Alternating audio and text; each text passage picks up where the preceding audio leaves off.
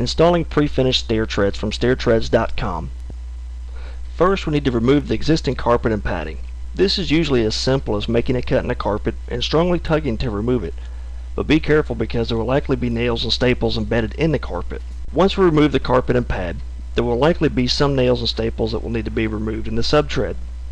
Hammer any exposed nails or remove them with a set of pliers. The idea is to have a clean and smooth set of sub-stairs to install the new retrofit stair treads. Be prepared to see a fair amount of dust and dirt. Carpet is notorious for trapping dirt and debris. Once the existing stair treads are clean, we will cut any overhang from the old treads using a circular saw. Here we set the depth of the saw so it cuts just through the tread. We don't want to cut into the riser or support stringer. Now we measure and mark the overhang of the old stair tread so we know where to cut. We want the old tread to be flush with the old riser so there is no overhang. Once we have our line drawn, we'll cut the nosing from each tread. With the circular saw we won't be able to cut all the way to the skirt board, but that's okay. Some people choose to use a reciprocating saw or a saber saw to cut closer to the skirt board. Be careful here because nails may be present. Also remember that once you cut the nose, it may break, so don't stand on the tread you just cut. While we do want a nice clean cut, perfection is not the goal at this step. We'll complete our cuts later. The main goal at this stage is to cut the majority of the overhang flush with the riser below it. We simply work our way up the staircase, cutting any overhang from each stair tread, so all the existing stair treads are flush with the existing risers. Now we remove our cut nosings. If you have pine treads such as these, a light tap with a hammer will complete the cut by breaking the board. If you have oak treads or some other material, you may need to complete the cut with a saber saw. Now we'll use a chisel to clean up any uneven ends. We want a smooth and square front edge to line up our new retro treads.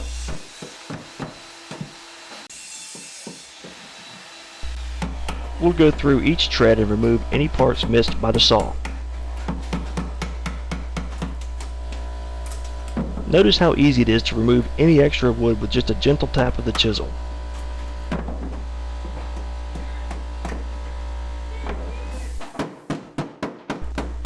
As before, we work our way up the staircase ensuring that the front treads are clean and square. This will allow our treads to be installed hassle-free and ensure that our new retro treads and risers sit squarely on the tread below. In many cases, the sub-tread may actually be OSB or plywood and not have an overhang. If that's the case, this step can be omitted entirely.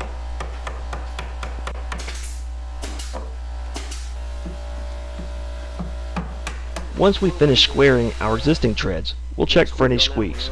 Stand on each tread and give a light bounce to check for any play. If we find any play or squeaks, we'll drive a 2-inch deck screw into the stringer. This extra step will make for many years of squeak-free enjoyment. After we've checked our stairs, we take measurements for our first riser. Using a table saw, we rip the riser to the required height.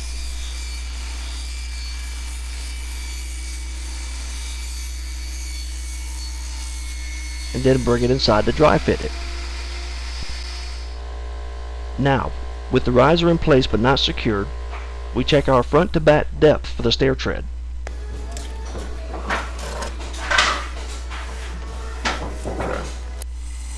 Using a table saw, we rip the tread to the required depth. Notice how we've covered the saw with painter's tape to prevent scratching as we cut the tread face down. Next, we use a stair measuring tool such as the Step Doctor to measure our tread width. To use a tool, simply place in the required space, expand the wings to match the skirt board, and tighten the wing nuts. Then we lay the tool on top of our new pre-finished stair tread and scribe the edges for our cut. We use this tread because the ends of each and every tread will not necessarily be a perfect 90-degree angle. As you see here, this tread has a fairly sharp angle. Cutting the stair tread is now as simple as lining up our scribe mark with our sliding miter saw. Now we cut the tread face up to reduce any grain splintering. Once we've cut one side, repeat the process for the opposite scribe mark.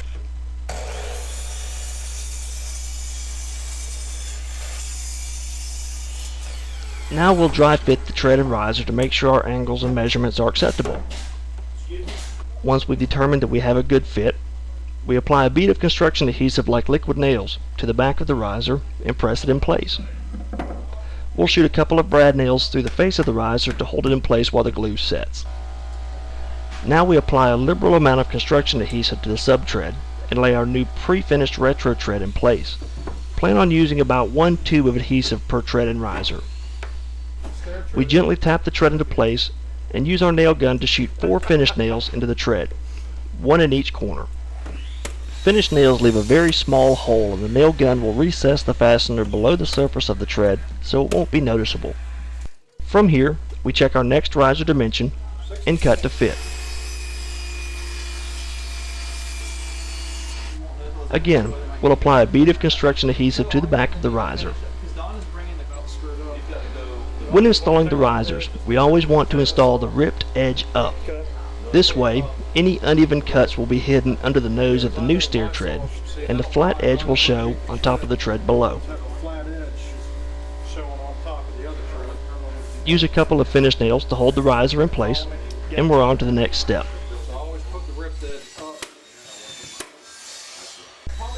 We want to ensure the top of the riser is flush with the top of the old tread. Just as before, we check our tread depth, use a table saw to rip the tread,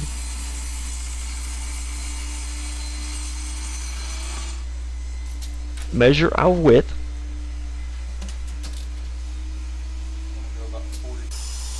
and then cut the tread to length with our sliding miter saw.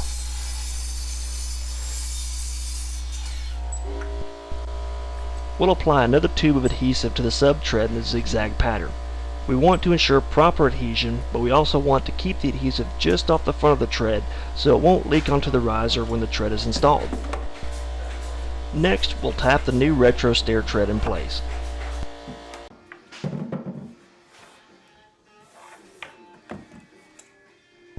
We'll use finished nails to hold the tread, and on to the next tread and riser.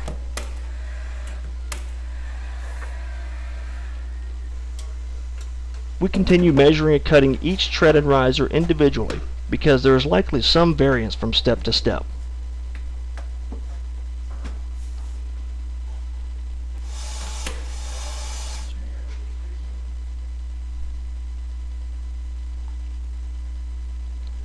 If the tread is a tight fit, use a rubber mallet to tap the tread into place without damaging the finish.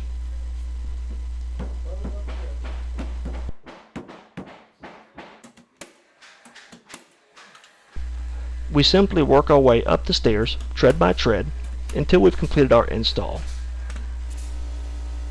Because these stair treads are pre-finished, we can walk on them immediately after installation, and there's no messy polyurethane to deal with.